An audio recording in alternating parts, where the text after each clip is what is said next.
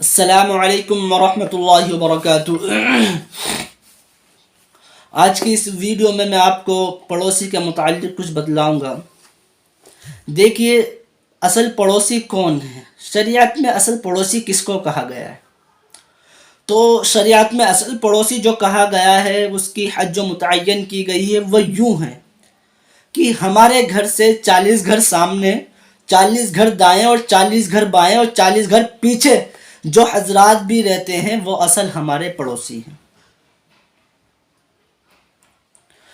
اللہ کے نبی علیہ الصلاۃ والسلام نے 3 مرتبہ قسم کھا کر ارشاد فرمایا، واللہ لا یؤمن، واللہ لا یؤمن، واللہ لا یؤمن۔ اللہ کی قسم وہ شخص مومن نہیں، اللہ کی قسم وہ شخص مومن نہیں، اللہ کی قسم وہ شخص مومن نہیں جس سے اس کا پڑوسی محفوظ نہ رہے۔ یعنی جو اپنے پڑوسی کو تکلیف دیتا ہے، اپنے پڑوسی کے ساتھ لڑائی جھگڑے اور اپنے پڑوسی کے ساتھ بدسلوکی کرتا ہے، تو اللہ کے نبی علیہ الصلاۃ والسلام نے قسم کھا کر ارشاد فرمایا ہے کہ واللہ لا یؤمن، اللہ کی قسم وہ شخص مومن نہیں ہے۔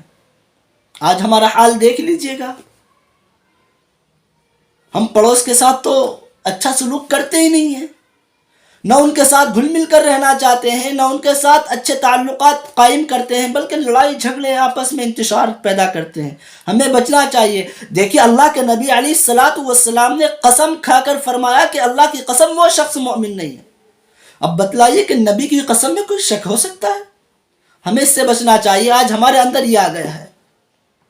حضرت اللہ کے نبی علیہ الصلاۃ والسلام نے ارشاد فرمایا کہ جبرائیل علیہ الصلاۃ والسلام پڑوسی کے حق کے بارے میں اتنی بار میرے پاس نازل ہوئے کہ مجھے ڈر لگنے لگا کہیں ایسا نہ ہو کہ پڑوسی کو میراث میں بھی حصہ ملنے لگے۔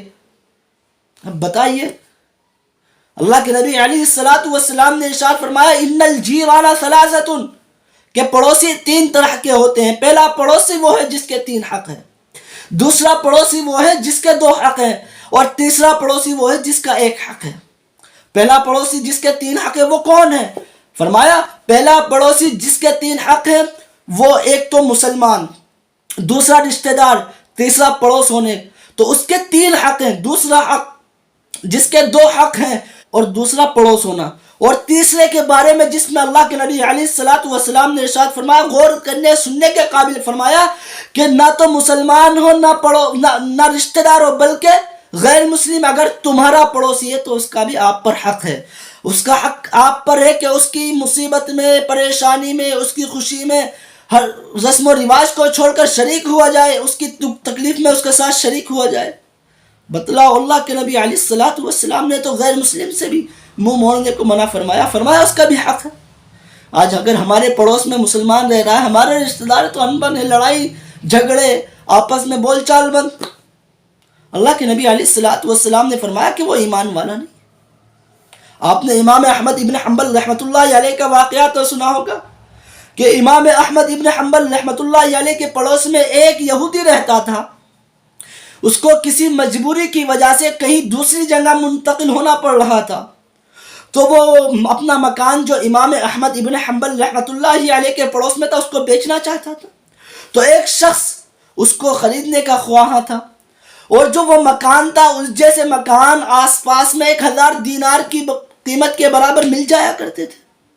تو جب اس پڑوسی سے مکان خریدنے والے نے مکان کی قیمت معلوم کی، تو اس یہودی نے کہا کہ اس مکان کی قیمت 2000 دینار ہے۔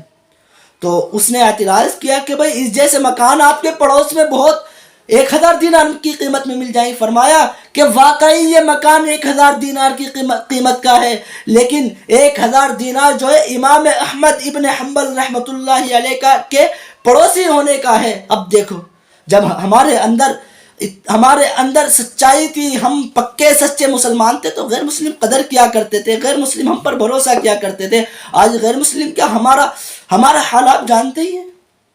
ہمیں بچنا چاہیے، ہمیں آپس میں اتحاد و اتفاق کے ساتھ رہنا چاہیے، ہمیں اپنے اندر سے انتشار کو ختم کر کے، اللہ کے نبی علیہ الصلاۃ والسلام نے فرمایا المسلم کجسد واحد، کہ مسلمان ایک جسم کی مانند ہے۔